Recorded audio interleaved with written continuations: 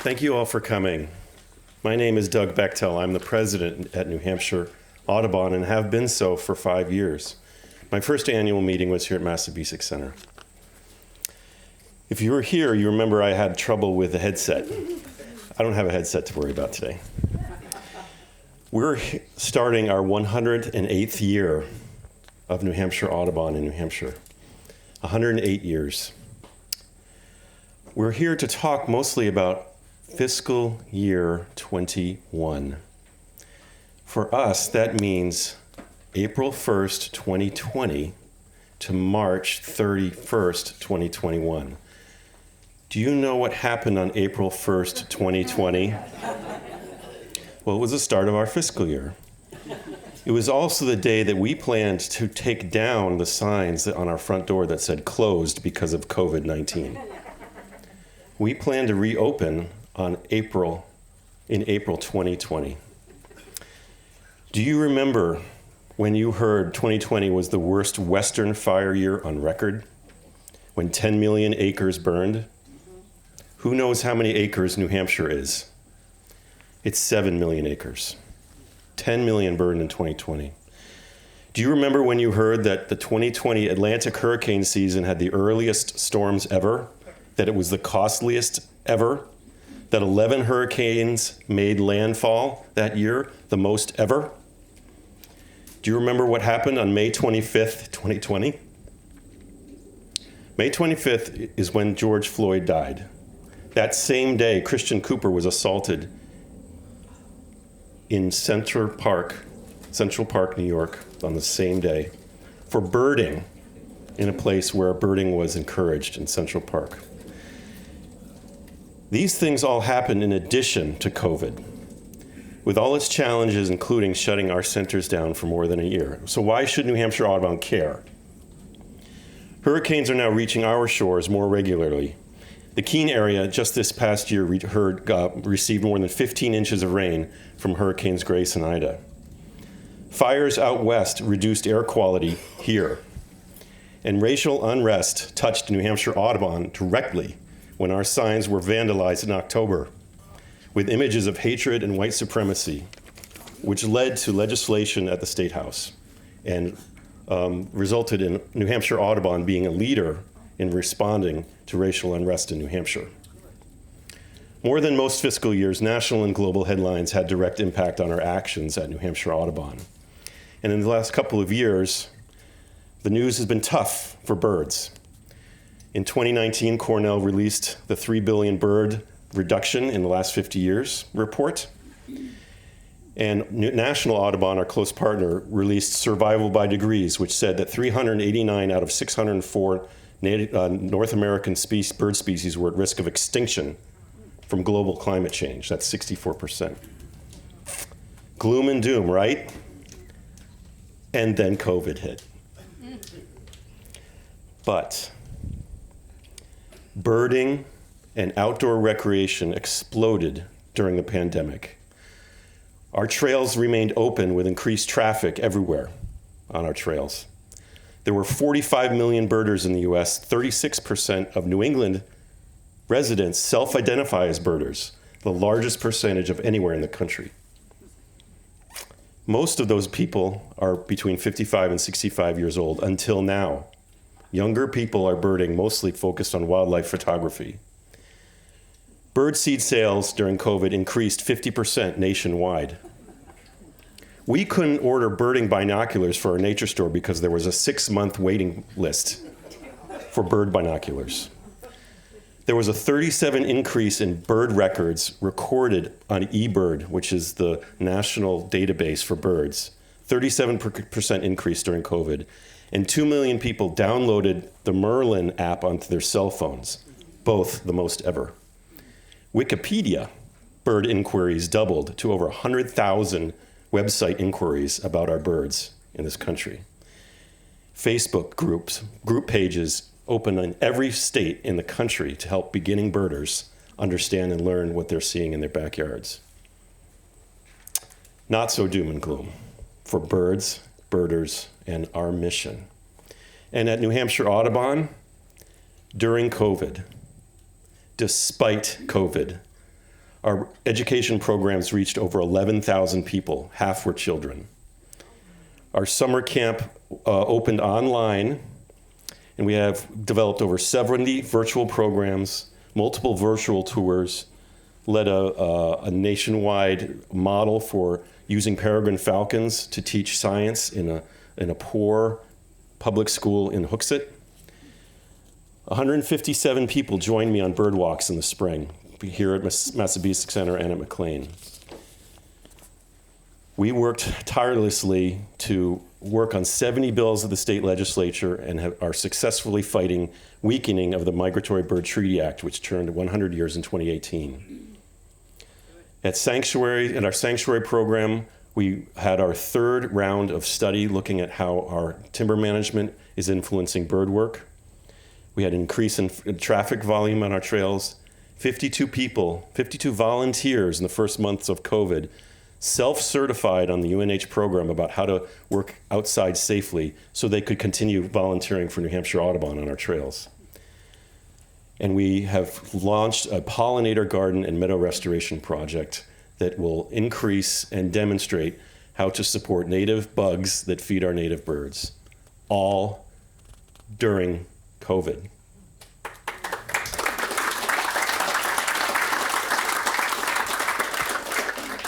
Similarly, when COVID started, our science team were recognized as essential workers by our governor because they were monitoring an essential natural resource for the state of New Hampshire. So we had full field seasons looking at the timing of blooming, which is the science called phenology.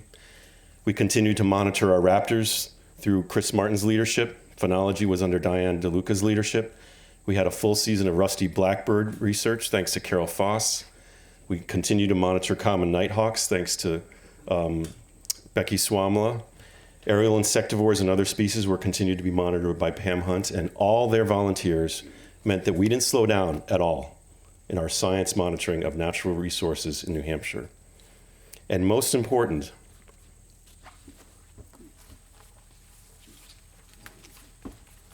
I mentioned some doom and gloom reports a second ago. This is a groundbreaking model that happened in New Hampshire thanks to Dr. Pam Hunt. Where's Pam? Hi, Pam. State of the Birds, New Hampshire. A State of New Hampshire's Birds, a conservation guide. 39% of all native nesting birds, nesting and visiting birds are declining in New Hampshire. 46 are stable or increasing, and 15% need more data to understand their trends. Aerial insectivores, these are the birds that catch bugs in the air. Raise your hand if you can name one. Chris, what's the first aerial insectivore? Common nighthawk. Common nighthawk. Somebody else over here. Barn swallow. Hummingbird. Hummingbird. Yes, there's movies of them.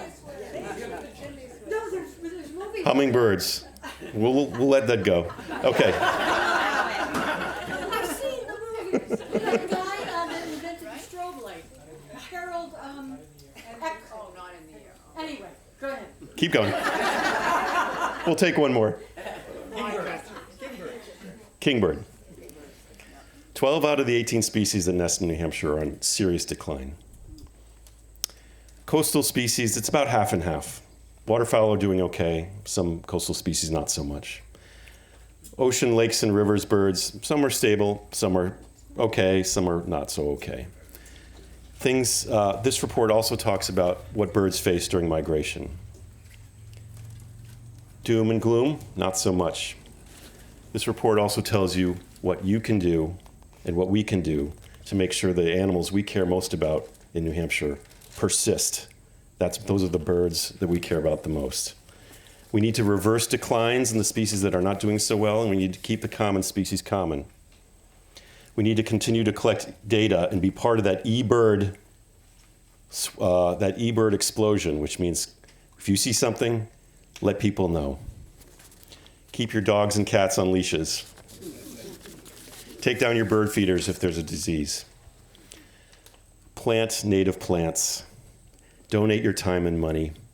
manage your back 40. We need to be so proud of this report. And thank you, Pam, for your leadership on a hopeful message for New Hampshire's birds.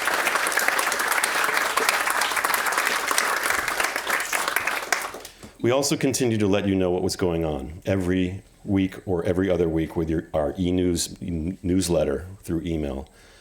We had multiple radio and print media stories, no staff reductions during COVID, and we are in the best financial position we've ever been in thanks to cash we received from multiple sources, including disaster relief from the government. Wow.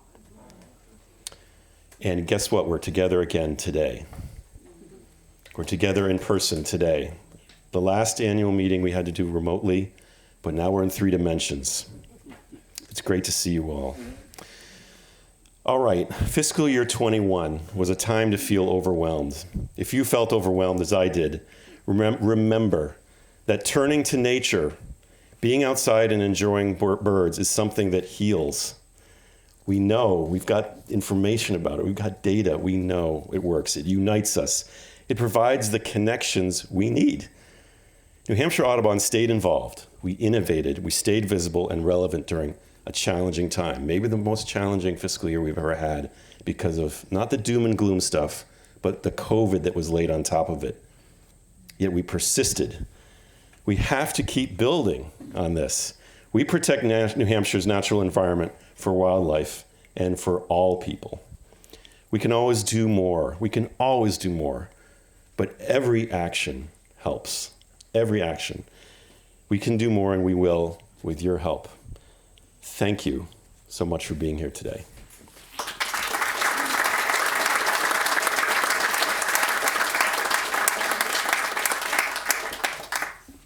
Okay, where am I for time?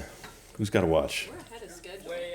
All right, good. So I'm going to take a little bit extra time on this next piece. One thing that doesn't happen at our business meeting is thanking those trustees who are finishing up their work for New Hampshire Audubon. And we have 3 trustees who are terming off after multiple years of service. 2 of them are here today. And I want to start with Dave Howe. Dave, would you please stand? Dave Howe has been on the board for 9 years. He's been with New Hampshire Audubon for a lot longer than that in a variety of roles. He'll be continuing on our policy committee where he's had a presence for years.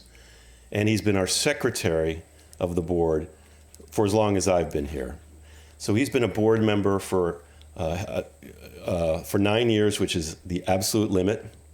He's been an officer, and he's been someone whose expertise has helped us make sure we're covering our bases both in Robert's rules and in legal ways.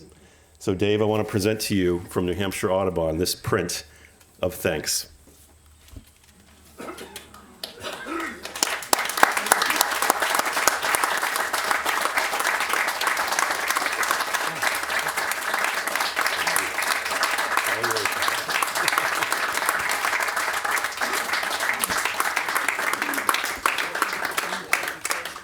Secondly, Michael Admiral, would you please stand? I am standing.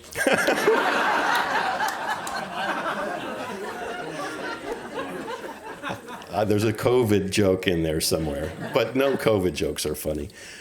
Michael has been our vice chair on our board since as long as I've been with New Hampshire Audubon. When I was in my 20s and 30s, I house sat at Michael Admiral's house. He's been a friend and a colleague and a role model for me for years.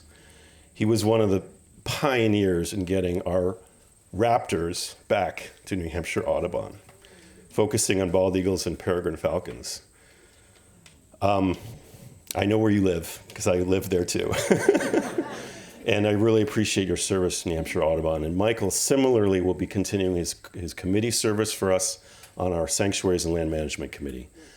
Michael, thank you for your 9 years of service as a board member of New Hampshire Audubon. And this is a print that we are presenting to you.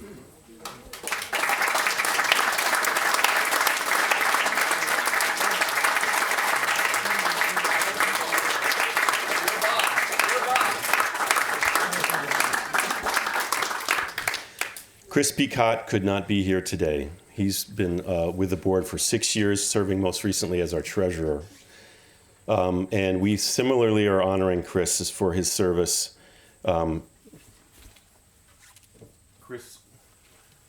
Chris has a home on a lake, and we will be presenting this loon photograph to Chris in honor of his service, both as a trustee and as our treasurer.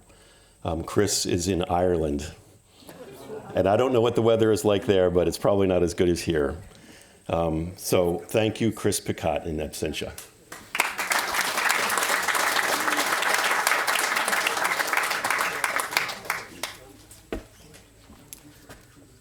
All right, how we doing?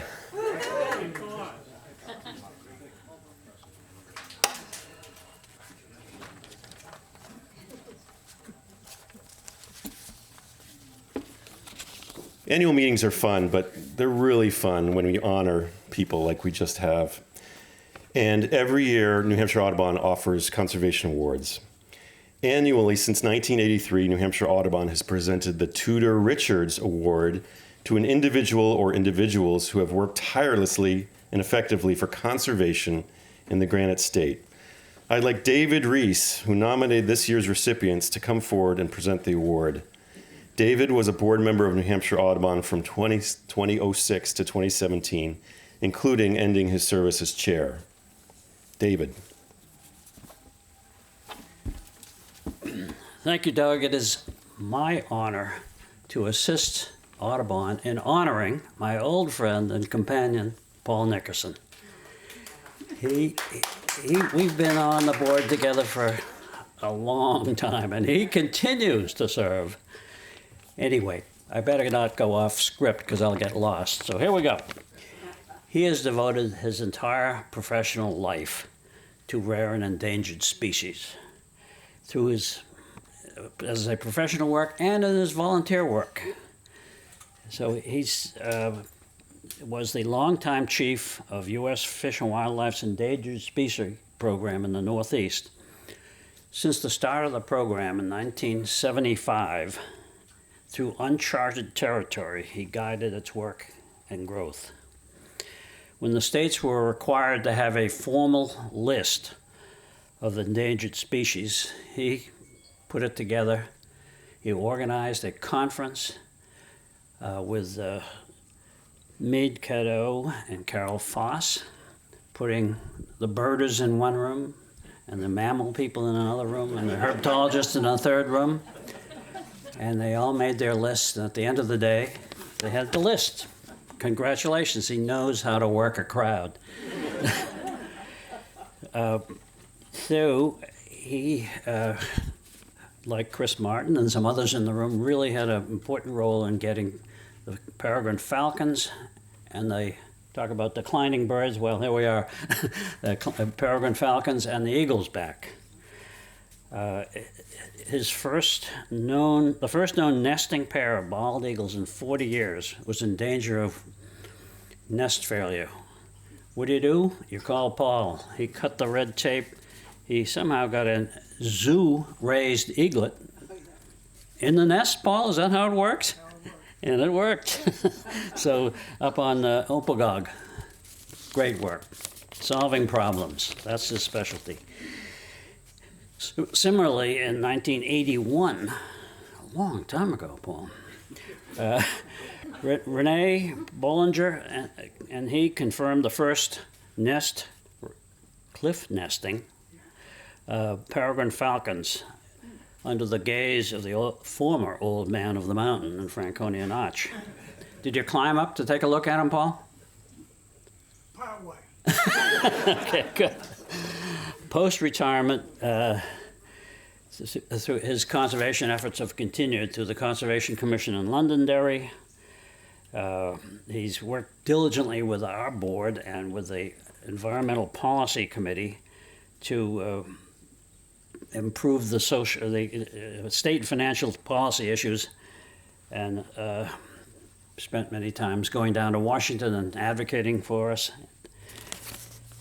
He's served as a mentor to many biologists, including Chris Martin, who I saw over there somewhere, who says of him that he is always willing to listen and to offer his advice and encouragement, something I will always remember and be grateful for. So he's got a great sense of humor, and he's a hard worker. He really does the job. So it is my honor then to give you the Tudor Richards Award. Paul, would you come forward? And here it is. Wow.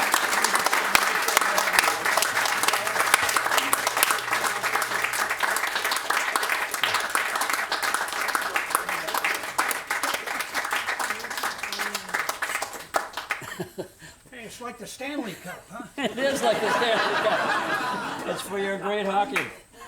So I get to skate around the room now. Let's just do one lap, okay? All right, one lap. Thank you. All right, you're welcome. That's What a his- pleasure. This is his to keep. Oh, I thought you had to engrave my name on it. That's on this one over here. Oh, That one's fantastic. already You can engraved yeah. as it is. great. Thank you so much. Thank Yeah, you, there David. it is. Thanks, Becky. Let's go Could I back get the together. two of Do you? I get to talk now, or am I done? Oh, you get the top? But just watch the guy down there with the sign it that won't, says.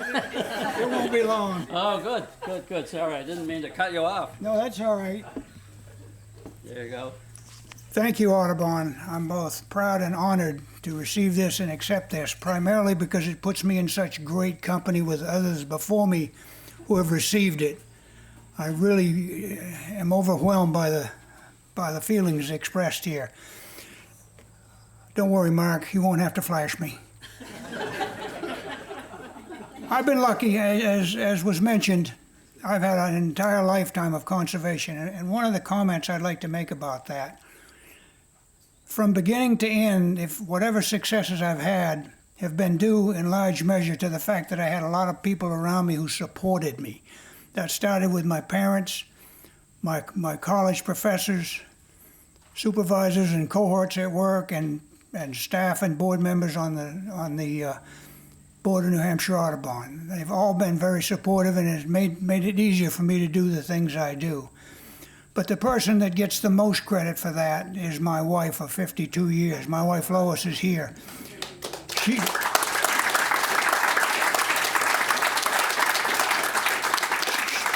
She's been supporting me since I was in graduate school at UNH. She taught school so I could afford to go to graduate school. And every conservation effort I've had in this I'm grasping for a word, subsequent year, there it is, subsequent years have been due in large measure to support from her. So thank you, dear. I love you very much, and I'm very proud that you've been such a contributor to this. The only other thing I'll say, Mark, we're doing well, aren't we? The only other thing I'll say, and it's based a lot on what Doug read from Status of the Birds, and there's something we can all do. Take care of the birds. We've got COVID, we've got political strife, we've got climate change, but we can all take care of the birds. So please, let's do it. And thank you again, Audubon.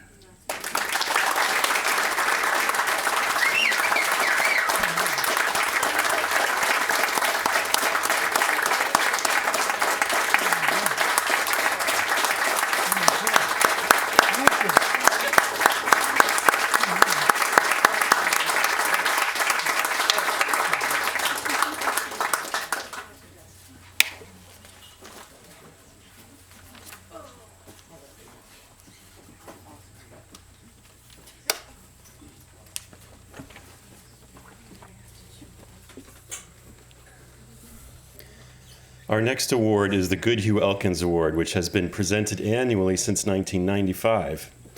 The award is named for Charles Goodhue, New Hampshire's first great birder, and Kimball Elkins, the model of critical observation and insightful record keeping. The award recognizes outstanding contributions to the study of New Hampshire's birds. I'd like to invite honorary trustee Francie von Mertens to come up to introduce this year's recipient.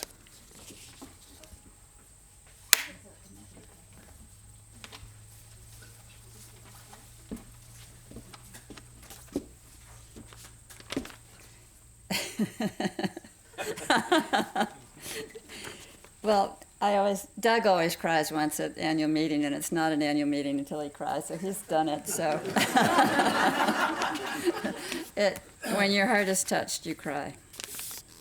New Hampshire Audubon is very pleased to present this year's award to Eric Masterson. Eric arrived in New Hampshire from Ireland a couple decades ago, a skilled birder who kept a birding journal and sketchbook from an early age. He immediately set about exploring the state and its birds, and soon was making contributions to their study. He took on a breeding bird survey route and became a regular Christmas bird count participant, reporting sightings to the New Hampshire Bird Records Quarterly. He has served on its editorial board, written articles for it, and now edits the spring issue, making sense of some 200,000 reported bird sightings. As another mark of respect for his deep knowledge of New Hampshire's birds, he was invited to join the state's Rare Birds Committee over a decade ago. He renewed interest and participation in off-season pelagic birding through his trips on fishing boat charters. In short order, Eric joined the ranks of respected longtime birders in the state, notable especially in the area of waterfowl, migration, and pelagic birds.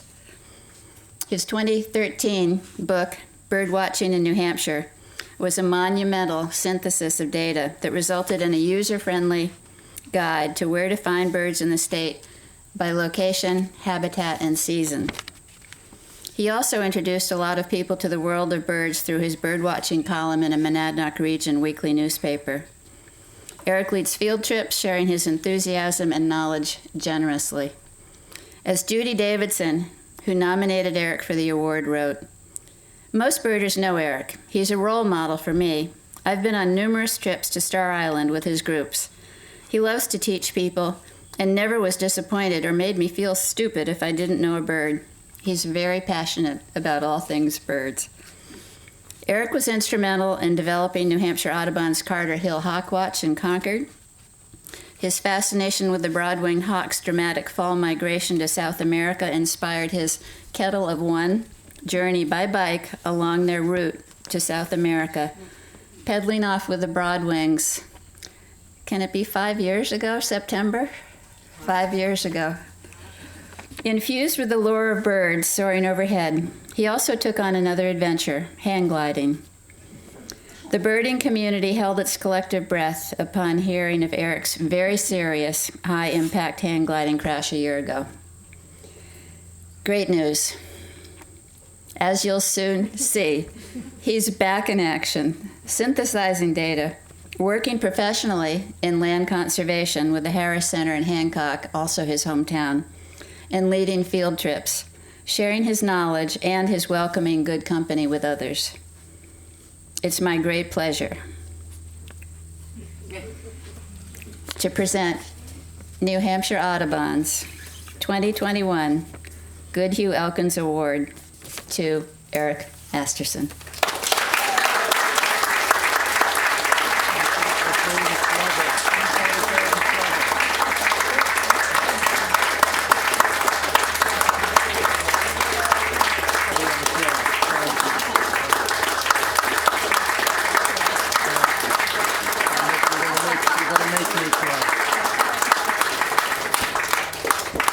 Can I give this to you? Yes.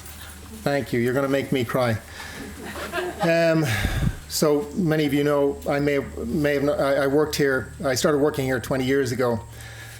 When I moved to the state from Ireland in '98, and it seems odd, to be honest with you, to be getting an award for doing something that I love, that I'm passionate about.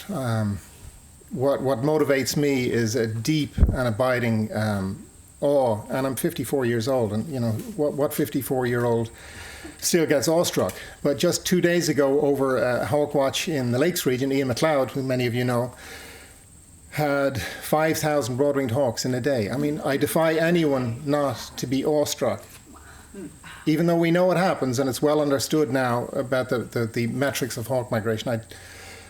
I challenge anyone not to be awestruck by that. And that's what got me to get on a bicycle and to follow their route. And that's what got me to take up hang gliding. And as you'll be hearing from Cy Montgomery, in a few minutes, she'll be talking about, I think, something along the lines of what makes a bird, or how a bird how a bird is a bird. It's really, really difficult. I tried it for 4 years, and I was successful for 4 years until I was spectacularly unsuccessful on August 9th last year, and I almost died. I broke 15 or 16 bones in my body, had a severe brain injury, and it's a long story, but the fact that I'm able to be here today that's a journey in itself, and I have to say birds helped me on that journey too, along with the amazing community that I'm a part of, and a large part of that community is the conservation community, and so I'm indebted to the people who've helped me to get to this point. I'm indebted to my wife, who's been with me every step of the way and was just, if you're ever going to get injured, get married first. And the last thing I'll say is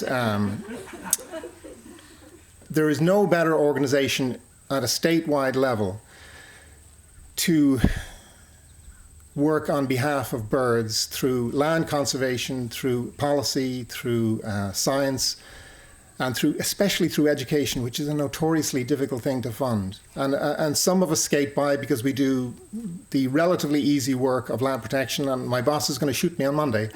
But it's easier, I've always said it's easier to raise a buck for an acre than it is to pay for teachers to do the hard work of education. And so there's no better organization in the state to do that than New Hampshire Audubon. So thank you for being here, and I'm delighted to receive this award. Thank you.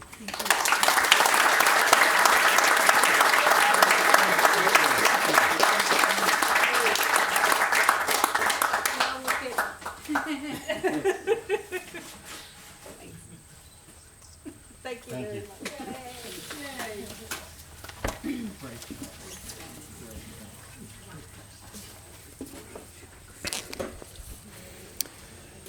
The next award recognizes the value of one of the most important aspects of our organization, our volunteers. The John Tallheimer Volunteer of the Year Award is awarded in recognition of the first recipient of our Volunteer of the Year Award back in 1997. John's dedication to New Hampshire Audubon exemplified the commitment of thousands of people throughout our 107-year history, and who have helped make New Hampshire Audubon stronger and more successful. I'd like to invite Phil Brown to the stage to present the award of this year's recipient.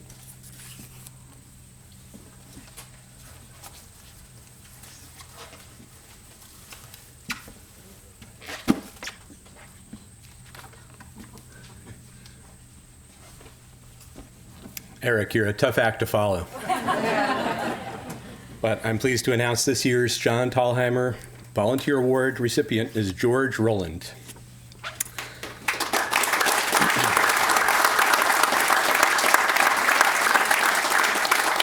I met George during a New Hampshire Coverts volunteer training program in May of 2019, in which I was instructing a group about wildlife habitat management.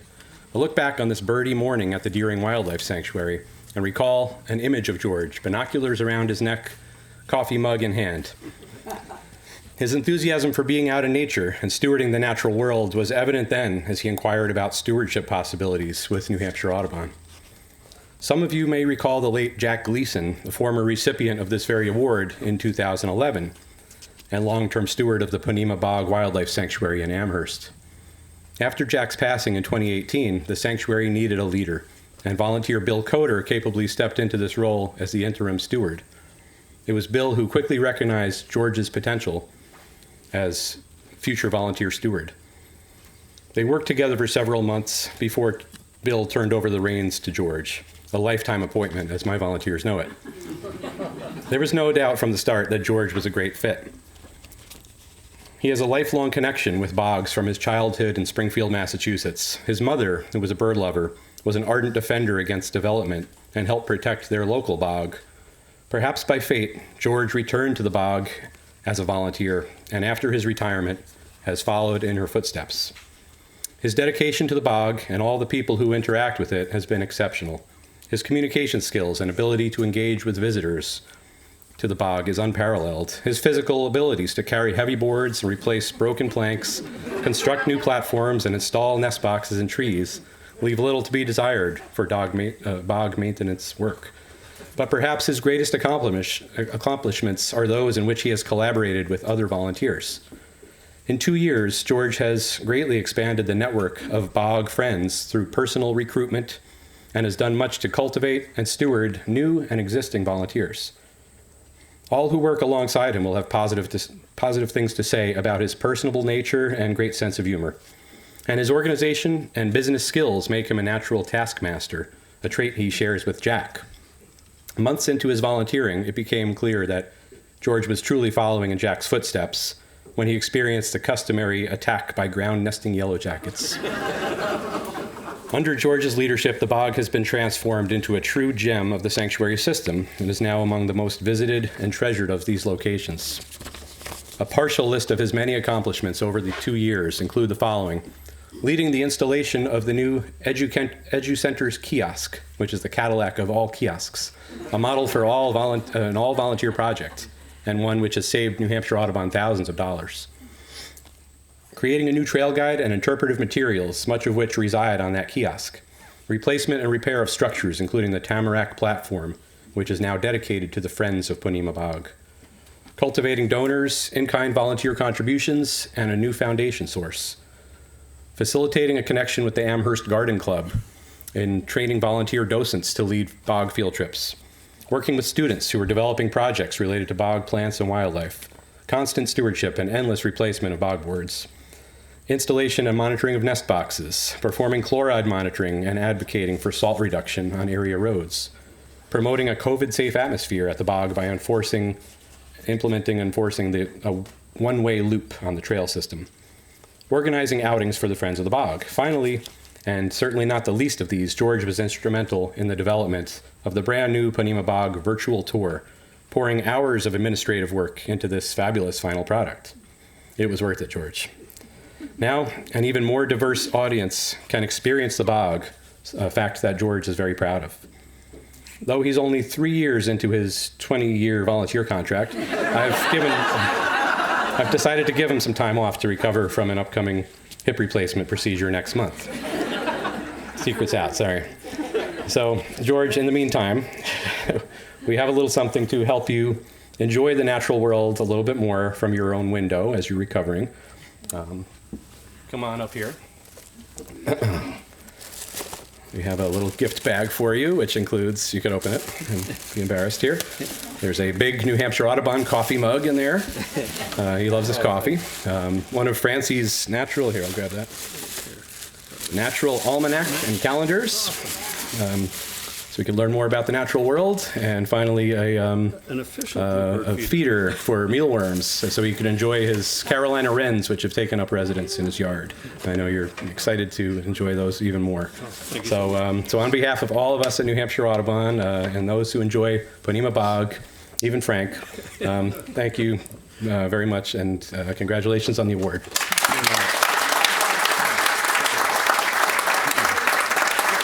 This too.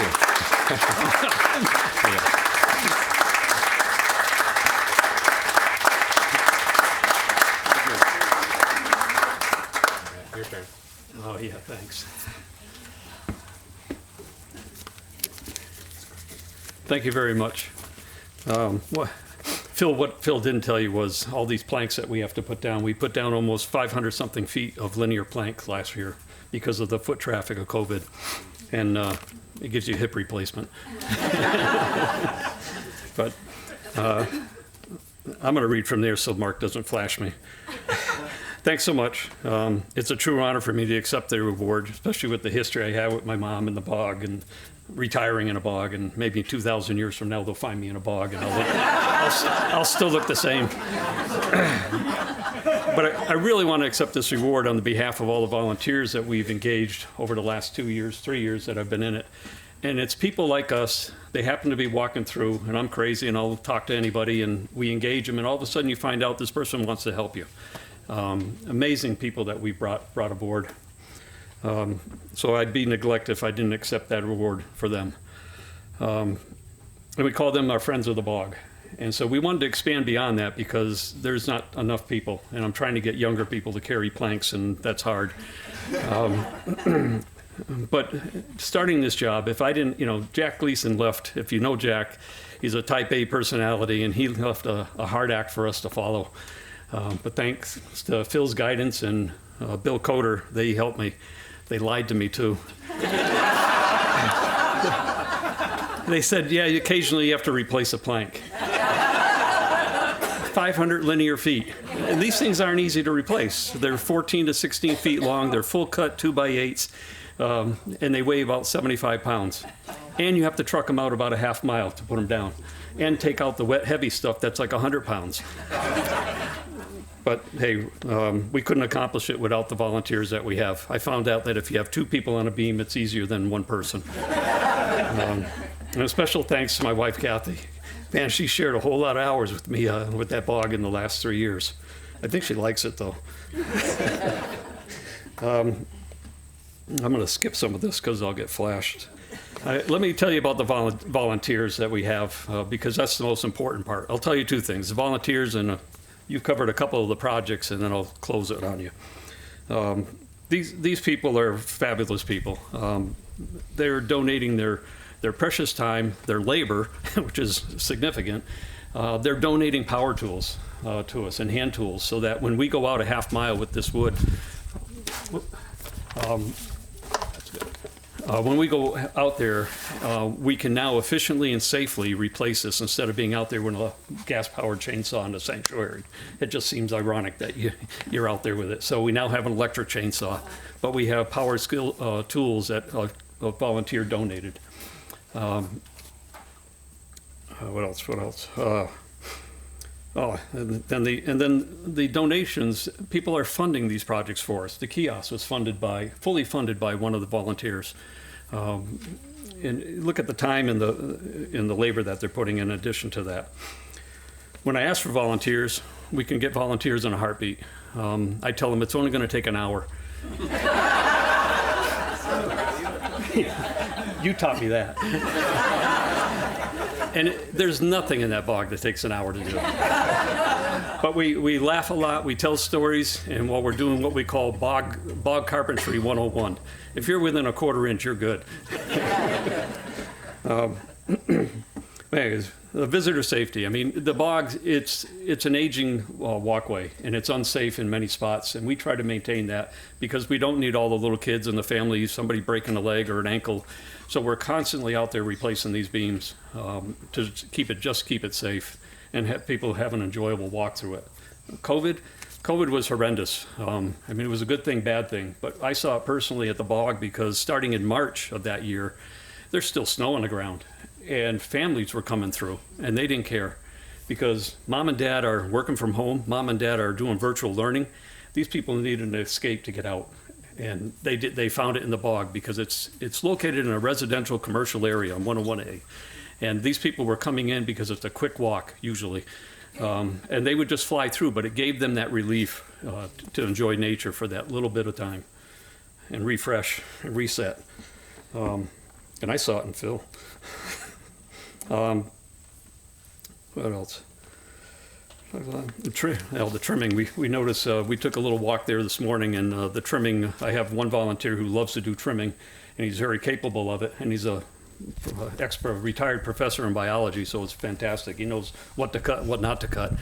But that boardwalk will become overgrown by the end of June. The blueberry bushes and the leatherleaf take over that bog in a heartbeat. And that's a continual year-round trimming process. And then the last thing on the volunteer side I want to talk to you about is we've tried to make a greater sustainable volunteer group.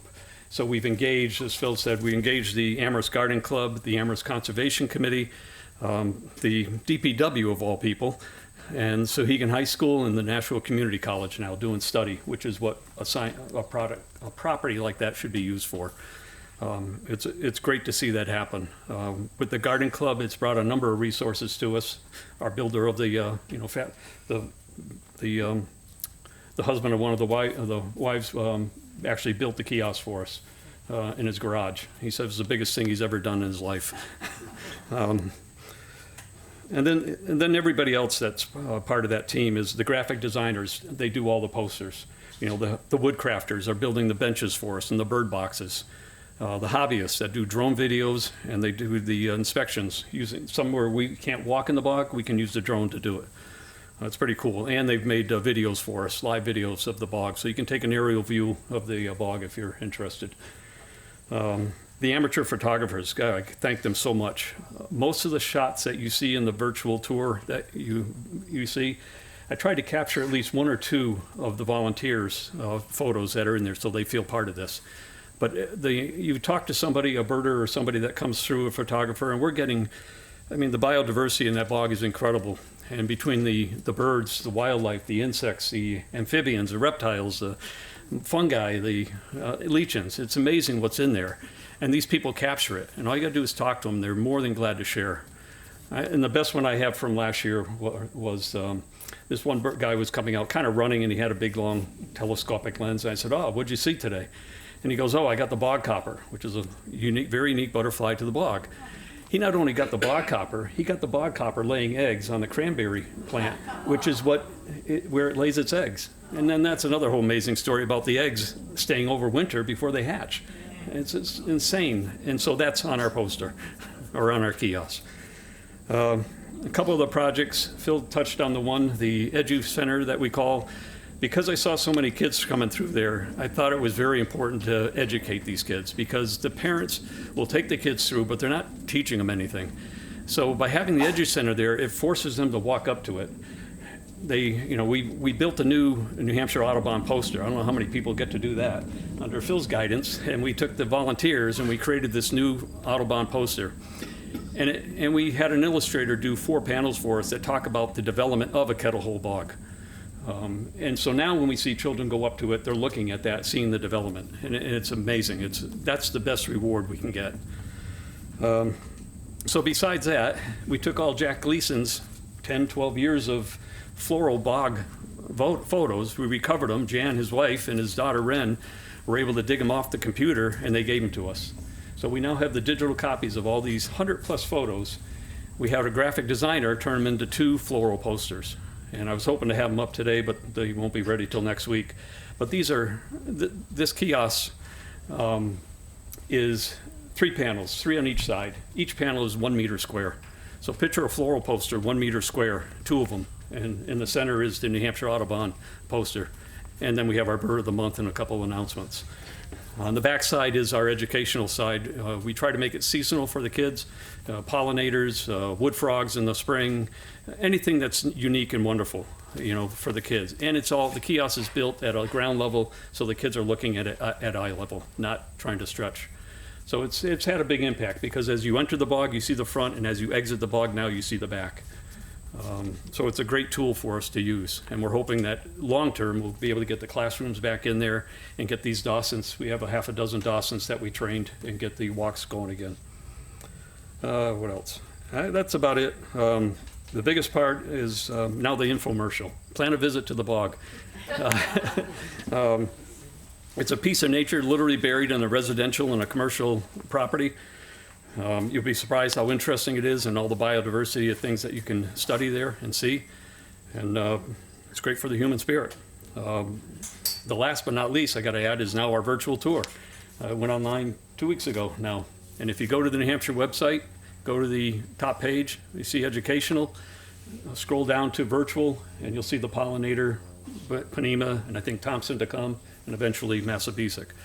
So there's a lot of good educational and resources in there. Check it out.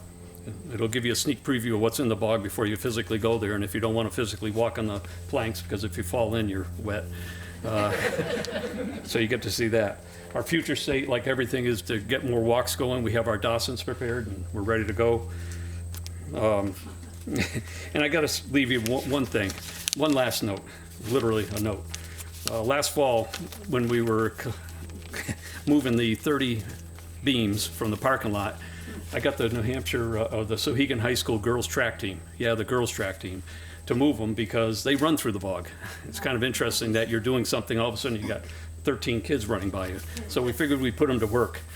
So they were carrying the beams out to the staging areas as we enter the bog. And there was this little 3-year-old girl called Dora, and she was vocalizing and just talking to them, and they were having a ball. So at the end of the day, we cleaned everything up. I was the last one out as usual, and I noticed there was a note on my windshield, so I got to read it to you. It says, "Thanks for all your hard work keeping this place beautiful. It means a lot, and it's worth it. Peace and joy, Dora's mom." So, yeah, how do you not, feel rewarded after you see something like that? And so hopefully that provides the strength that we need for the organization, and it grows New Hampshire Audubon, and it inspires others. Thank you so much.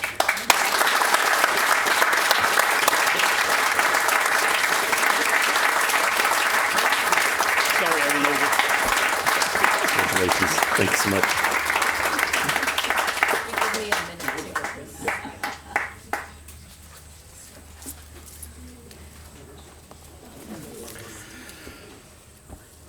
It's amazing to see how this group of people are inspired by our mission and our collective work. And it's inspiring. Thank you so much to all the award winners this year. In addition to George receiving the John Tallheimer Volunteer of the Year Award, 12 volunteers were recognized earlier this morning with Golden Binocular Awards to recognize individuals who went above and beyond typical volunteer contributions. A list of recipients will be available on our website. Thank you again to all the volunteers who double the work that the staff and the board can accomplish. We really couldn't do it without you. Thank you so much.